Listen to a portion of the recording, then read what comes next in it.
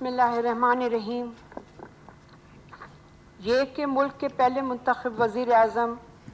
शहीद जुल्फ़िकार अली भुट्टो को 45 साल कबल इंसाफ के तकाज़े पूरे किए बगैर सज़ा मौत की सज़ा दी गई,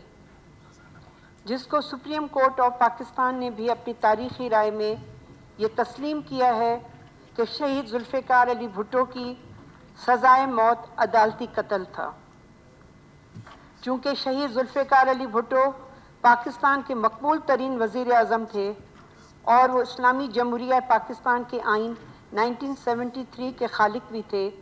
जिसकी बिना इन्हें बाबाए आइन भी कहा जाता है, जिसकी बदौलत मुल्क के चारों इकाइयों को इकट्ठा किया गया